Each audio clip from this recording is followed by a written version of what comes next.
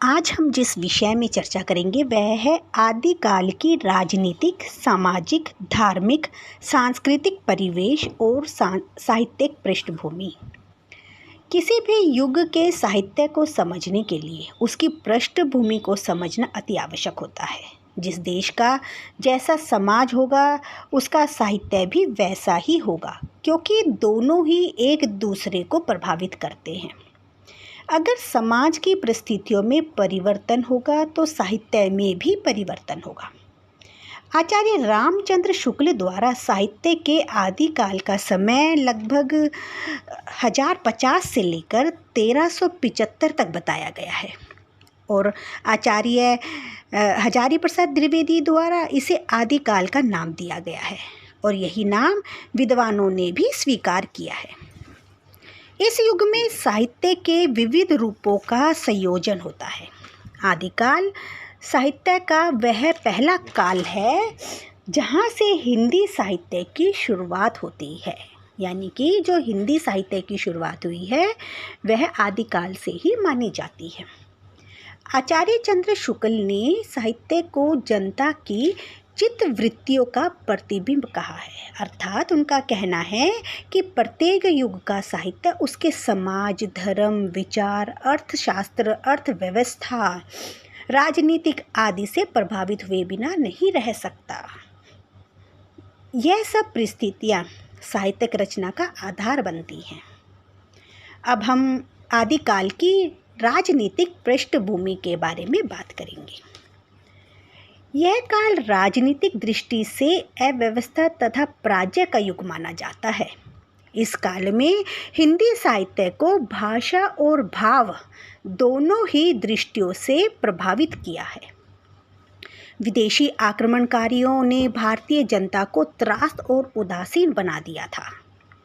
सम्राट हर्षवर्धन ने सन 606 ईस्वी में सिंहासन संभाला और अपनी योग्यता से अपने विरोधियों को वश में कर लिया।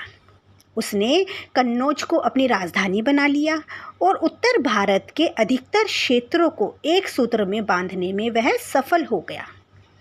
हर्षवर्धन के शासनकाल में ही चीनी यात्री हेंग सांग भारत आए थे। उन्होंने भारत के धर्म और समाज के व्यवस्थित होने का उल्लेख भी किया था, लेकिन 643 ईस्वी में सम्राट हर्षवर्धन की मृत्यु हो गई और उनकी मृत्यु के पश्चात उत्तर भारत की केंद्रीय शक्ति का पतन हो गया। राजसत्ता बिखर गई। पूरा उत्तर भारत छोटे छोटे राज्यों में विभक्त हो गया। सभी राज्यों के राजा एक दूसरे से युद्ध करने लगे। इस समय भारत में मुसलमानों का भी प्रवेश सिंध में हुआ।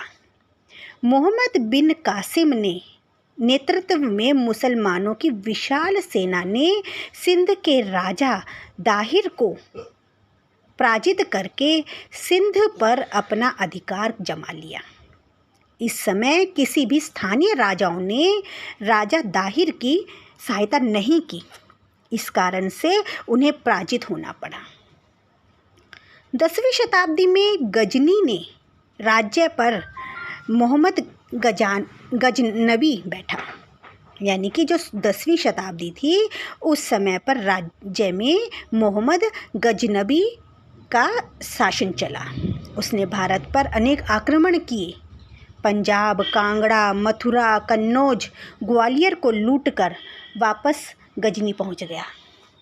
उसके बाद उसने सोमनाथ के मंदिर को लूटकर भी वहां की अपार धनराशि अपने साथ ले गया। उनका एकमात्र जो लक्ष्य था वह था कि भारत की अपार धनराशि को लूटकर वह गजनी ले जाए। 11वीं शताब्दी में दिल्ली में तोमर, अजमेर में चौहान, कन्नौज में गढ़वाल के शक्तिशाली राजपूत राज्य थे, परंतु इनमें कोई एकता नहीं थी। एकता का हमेशा इनमें अभाव ही रहा है। आदिकाल की राजनीतिक व्यवस्था में दो बातें बहुत ही प्रमुख रही हैं: केंद्रीय सत्ता का पतन होना और छोटे छोटे राज्यों का उदय होना। बस यही राजनीतिक परिस्थितियों की विभिन्नता है। अब हम बात करेंगे आदिकाल की सामाजिक पृष्ठभूमि की। राजनीतिक परिस्थितियों की तरह ही सामाजिक परिस्थितियों में भी कुछ अच्छाई देखने को नहीं मिली। इसमें भी कुछ एकता नहीं थी। हिंदू समाज अनेक जातियों तथा उपजातियों में बंट गया था। वर्ण व्यवस्था में और भी अधिक कटुता आने लगी थी। छुआछूत के नियम और भी कड़े होते जा रहे थे। समाज रूढ़ियों का शिकार बन गया था। हिंदू राजाओं की आपसी कलह के कारण विदेशियों का भारत पर आक्रमण होने लगा था। अनेक विदेशी जातियां हिंदू समाज में घुल मिल गई थी। राजपूतों के पास सत्ता होने से समाज में उनका दबदबा बढ़ गया था। इस युग में शिक्षा की व्यवस्था के अभाव में सती प्रथा, स्त्रियों की सुरक्षा के लिए पर्दा प्रथा तथा अन्य विभिन्न प्रकार के अंधविश्वासों का बोलबाला बढ़ने लगा था। जाति पाति के बंधन कड़े होने लगे थे। स्वयंवर उस युग की एक सामाजिक विशेषता थी, परंतु कभी कभी यह स्वयंवर युद्ध के कारण भी बन जाते थे। निर्धनता, निरंतर होने वाले युद्ध तथा महामारी के सामान्य जनता के जीवन को संकट में डाल दिया था। जिस तरह धन संपत्ति के लिए युद्ध किए जाते थे, उसी तरह अब सुंदर नारी युद्ध का कारण बनने लगी थी।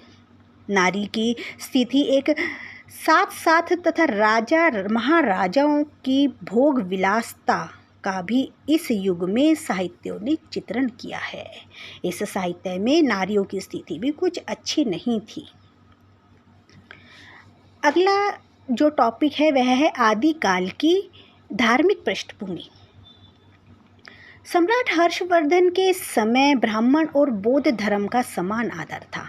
यद्यपि हर्षवर्धन स्वयं बौद्ध धर्म को मानने वाले थे, उन्होंने बौद्ध धर्म का प्रचार प्रसार भी किया था।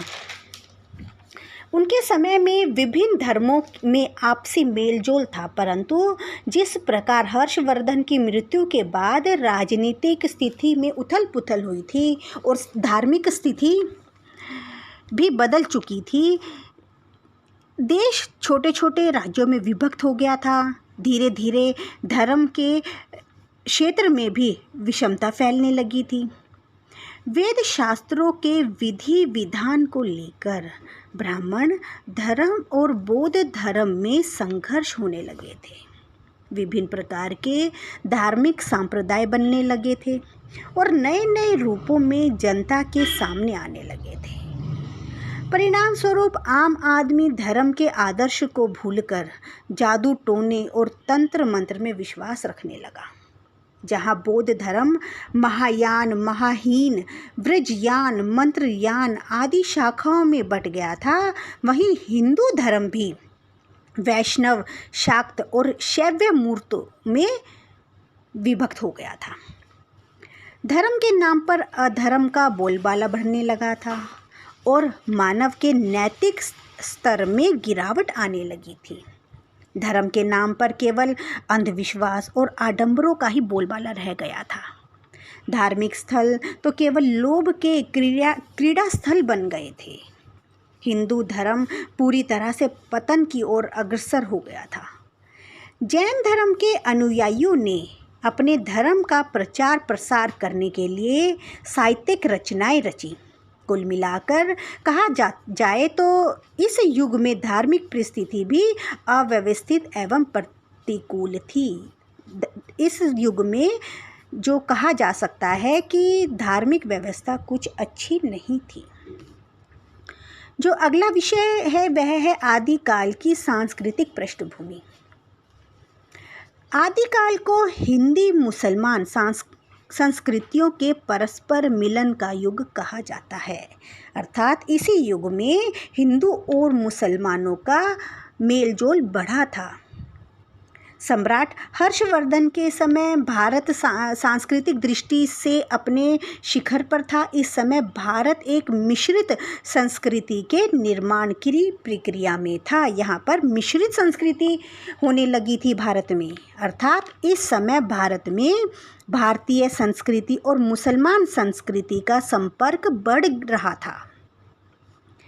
इन दोनों संस्कृतियों में एक राष्ट्रव्यापी एकता का आधार मिला था। उस समय छोटे छोटे भेदभाव खत्म होकर नए विचारों से देशभक्ति हर एक के मन में पनपने लगी थी। इस युग में संगीत, मूर्ति और भवन निर्माण आदि कलाएं भी पूर्ण अवस्था में थी, लेकिन ये सभी कलाएं धर्म आश्रित थी। जब मुसलमान आक्रमणकारियों ने भारत पर आक्रमण किया तो धीरे धीरे मुसलमान संस्कृति का प्रभाव हिंदी संस्कृति पर पड़ने लगा। संगीत, भवन निर्माण, वास्तु आदि सभी कलाओं में मुसलमान संस्कृति का प्रभाव देखा जा सकता था। कुल मिलाकर यह कहा जा सकता है कि आदिकाल की भारतीय संस्कृति का यह एक ऐसा मिश्रित रूप है जिसमें कलात्मक चेतना का मुक्त और जीवन स्वरूप बहुत ही कम देखने को मिलता है। अगला विषय है आदिकाल की साहित्यिक पृष्ठभूमि। इस समय की साहित्यिक पृष्ठभूमि में राजनीतिक, धर्म और अर्थव्यवस्था का प्रभाव स्पष्ट रूप से दिखाई पड़ता है। साहित्य में 3 धाराएं प्रचलित हैं। पहली है संस्कृत भाषा, दूसरी है प्राकृतिक और तीसरी है हिंदी भाषा। 9वीं से 11वीं शताब्दी में कन्नौज और कश्मीर साहित्य रचना के केंद्र में रहे। इसी बीच वही आचार्य, कवि, नाटककार तथा गद्य लेखन सामने आए। इसी काल का साहित्य राजा, धर्म तथा लोक 3 हिस्सों में विभाजित हो गया। राजा के साहित्य में वीर गाथा, रसो ग्रंथ शामिल होने लगे, तो धार्मिक साहित्य में सिद्ध, नाथ और जैन मुनियों की रचनाएं शामिल होने लगी। लौकिक साहित्य के अंतर्गत विद्यापति का श्रृंगारिक साहित्य एवं अमीर खुसरो का मनोरंजनात्मक साहित्य रखा जाता है। इस तरह आदिकाल का साहित्य पूर्ण विविधताओं से भरा हुआ है।